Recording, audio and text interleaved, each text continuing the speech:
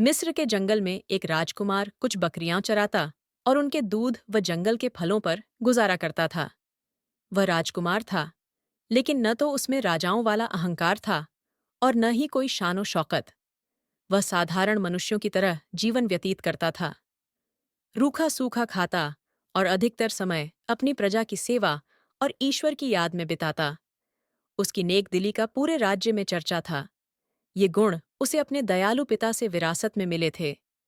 एक दिन जब राजकुमार रोज की तरह अपनी प्रजा की समस्याएं सुनने के बाद जंगल में ईश्वर की भक्ति में लीन था, उसने देखा कि एक गरीब लकड़हारा अपने गद्दे के साथ लकड़ियां काट रहा था और उससे बातें भी कर रहा था।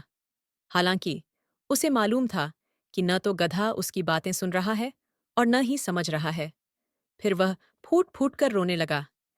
राजकुमार यह देखकर हैरान रह गया कि लकड़हारा रोज लकड़ियां काटता, गधे से कुछ बातें करता और फिर जोर जोर से रोने लगता।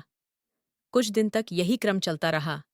जब दयालु राजकुमार से उसका रोना सहन नहीं हुआ और वह इस पहेली को सुलझाने में असमर्थ रहा, तो वह पेड़ के पीछे से निकलकर उसके पास गया और पूछा, हे लकड़हारे, तू इस तरह बिलख बिलख कर क्यों रोता है?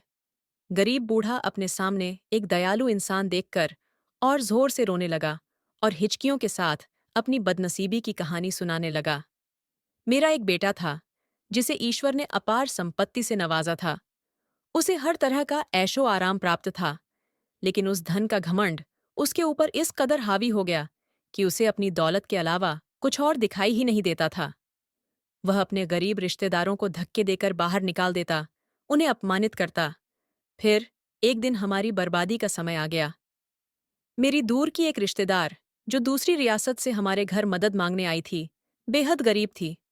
उसकी बेटी की शादी नजदीक थी, लेकिन उसके पास कोई व्यवस्था नहीं थी। उसे कुछ धन की आवश्यकता थी। वह ईश्वर की भक्त थी और अधिकतर समय पूजा में बिताती थी। लेकिन मेरा बेटा दौलत के नशे में इतना चूर था कि उसने उस महिला को धक्के मारकर घर से निकाल दिया। यही वह क्षण था जब हमारी बर्बादी शुरू हुई। उसी रात एक लाल आंधी चली, बिजली कड़की और तेज बारिश हुई। मैं और मेरा बेटा अपने नरम बिस्तर पर मीठी नींद सो रहे थे, जबकि वह महिला हमारे दरवाजे पर पूरी रात रोती रही। भीषण तूफान और रात के घने अंधेरे में दूसरी रियासत वापस जाना उसके लिए संभव नहीं था। वह बूढ़ी औरत पूरी रात उस तूफान का सामना करती रही, लेकिन मेरे बेटे को जरा भी दया नहीं आई। सुबह जब मेरी आंख खुली तो मेरे लिए कयामत आ चुकी थी। मेरा बेटा गड्ढे में बदल चुका था। घर का सारा सामान आसमानी बिजली गिरने से झलकर राख हो चुका था। सब कुछ तबाह हो गया था। इसमें मेरा दोष यह था कि मैंने अपने बेटे को अहंकार और घमंड करने से नहीं रोका। मैंने कभी उसे बुराई की तरफ बढ़ने से नहीं टोका। अब यह हाल है कि मैं जंगल से लकड़ियां काटता हूँ और अपने ही बेटे पर लाद कर बेचने ले जाता हूँ। इसी से हमारा गुजारा चलता है। ये सुनकर राजकुमार की आंखें नम हो गईं। उसने लकड़हारे से कहा, हे वृद्ध, तूने बहुत अन्याय किया। निश्चय ही बुराई को देखकर चुप रहना और उसे न रोकना स्वयं बुराई करने के समान ही है।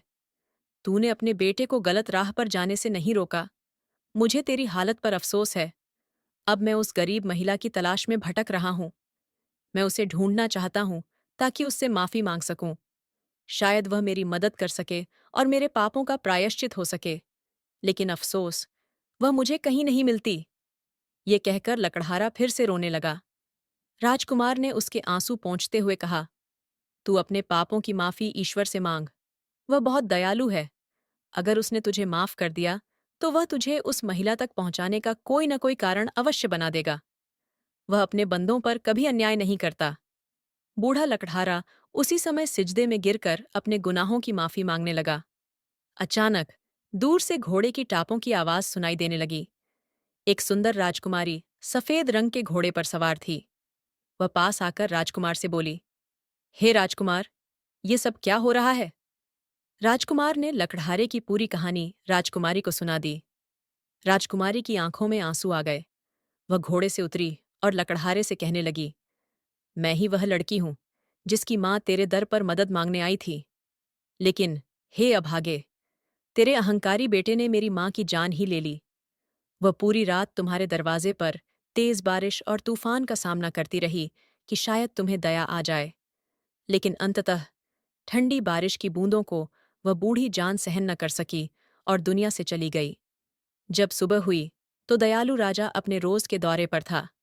वह उधर से गुजरा और जब उसने मेरी माँ को मृत पाया तो उसे देखकर मेरी दुनिया ही उजड़ गई। अब मेरा कोई सहारा नहीं था। राजा ये सब देखकर बहुत दुखी हुआ। अंततः उसने मुझे अपने महल ले जाने का निर्णय किया।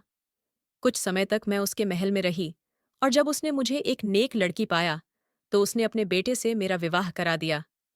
शायद यह मेरी माँ की दुआओं का नतीजा था, जिसने मेरी खातिर अपनी जान दे दी और ईश्वर ने मुझे फर्श से उठाकर अर्श पर बिठा दिया और उसी ईश्वर ने तेरे घमंडी बेटे को अर्श से फर्श पर गिरा दिया। ईश्वर का यह न्याय देखकर लकड़हारा शर्म से जमीन में गड़ने लगा और फूट फूट कर राजकुमारी से माफी मांगने लगा। राजकुमारी बहुत दयालु थी। लकड़हारे के आंसू देखकर उसका दिल पिघल गया और उसने उसे माफ कर दिया। ईश्वर की कृपा से उसी क्षण उसका बेटा अपने असली रूप में लौट आया और ईश्वर के समक्ष सिजदे में गिर गया। उसने राजकुमारी से भी क्षमा मांगी और उसने उसे भी माफ कर दिया।